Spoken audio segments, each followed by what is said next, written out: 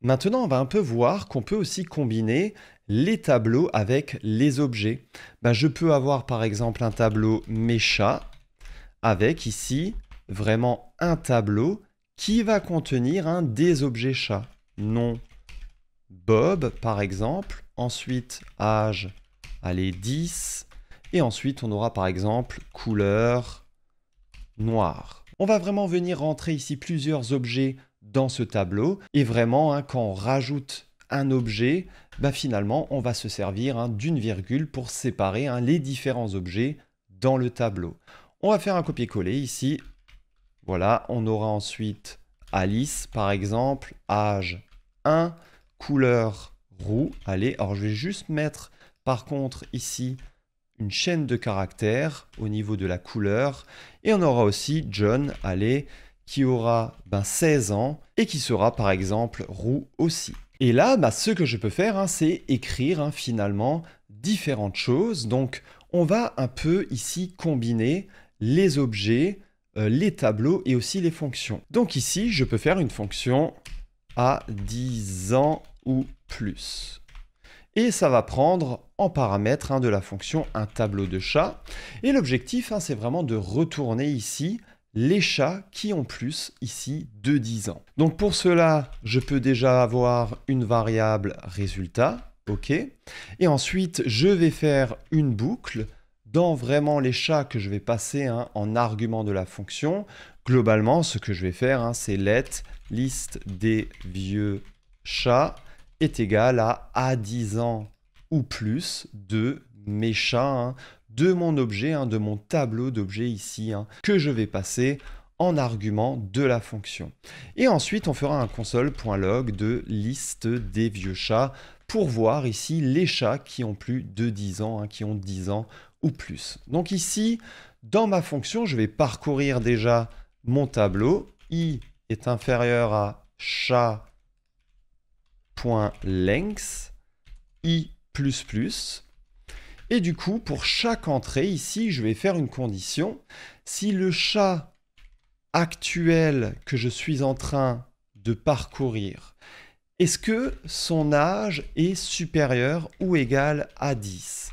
Si c'est le cas, dans résultat, je vais ici rajouter le chat que je suis actuellement en train de parcourir avec la boucle. Et en fait, on a juste à faire un return du résultat ensuite, et on va exécuter ce bout de code, et on aura le résultat. Alors, on a une petite erreur ici. Yes, alors c'est pas mal ici de le déclarer en tant que tableau vide au début. C'est effectivement une meilleure pratique. Et on voit ici, en effet, un tableau en résultat avec les chats qui sont symbolisés par des objets, tous les chats qui ont 10 ans ou plus. Alors, je vais un peu expliquer plus en détail, globalement ici. On va revenir un peu sur le code. Donc, on a un tableau ici. On déclare vraiment un tableau grâce au crochet. On a un tableau d'objets. Pour chaque objet, on a un nom, âge, couleur. Donc on a des propriétés avec des valeurs.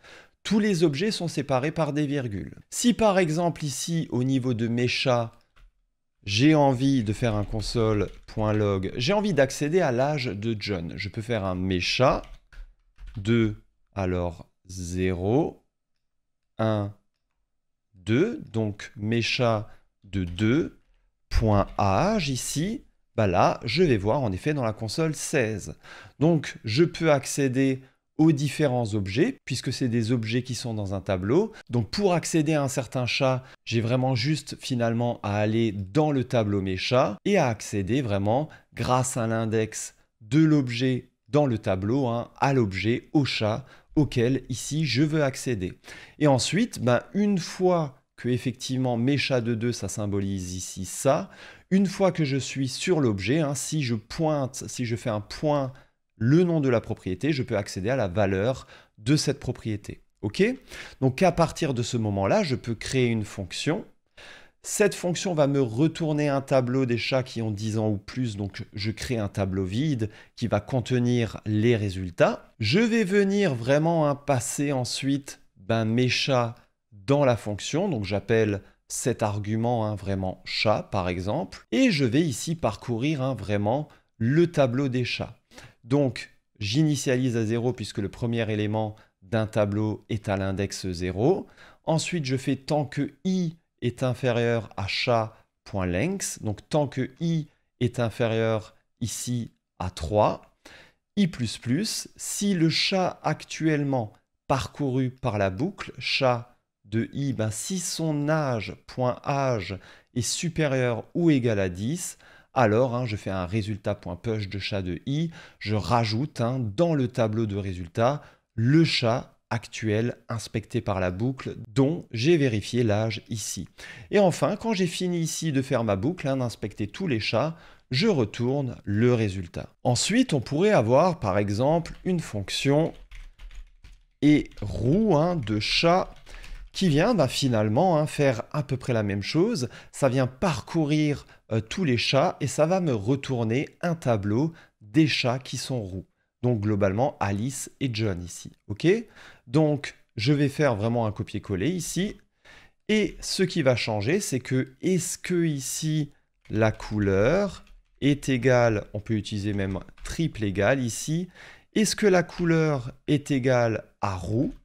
Si c'est le cas, je vais venir rajouter ce chat qui est roux dans mon tableau de résultats que je vais ensuite retourner.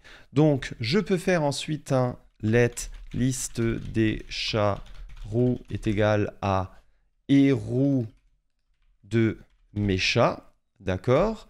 Et ensuite un console.log de liste des chats roux. Et on verra en effet qu'on a en résultat les deux chats qui sont roux, c'est parfait. Maintenant, on pourrait faire une fonction, donc function, qui va calculer un calcul moyenne, âge, vraiment ici des chats dans le tableau. On va venir retourner la moyenne de l'âge de tous les chats. Donc pour cela, on va avoir vraiment ici let la somme, on va devoir vraiment calculer la somme de l'âge des chats et diviser le résultat, ce résultat du coup, par le nombre de chats qu'il y a dans le tableau.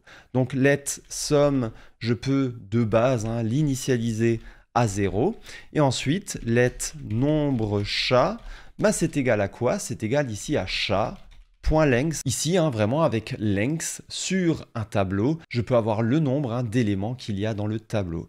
Donc je vais parcourir le tableau, let i est égal à 0, i est inférieur à chat.length, donc là on peut utiliser en fait nombre chat, c'est exactement la même chose, et i++, et là, ce que je peux faire désormais, c'est à chaque fois que je rencontre un chat, je viens faire un somme est égal à somme plus chat actuel inspecté par la boucle, point âge.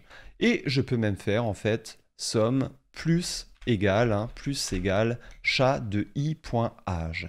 Et je viens faire un return de somme divisé par nombre de chats.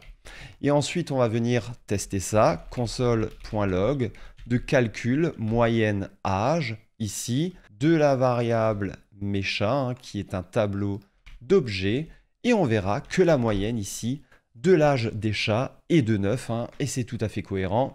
On a un chat qui a 10, on a un chat qui a 10 ans, l'autre 1, l'autre 16. Donc on fait 10 plus 1 est égal à 11, plus 16 est égal à 27, divisé par 3 est égal à 9. Et on se retrouve dans la prochaine vidéo qui sera un TP dans le même style ici. À tout de suite.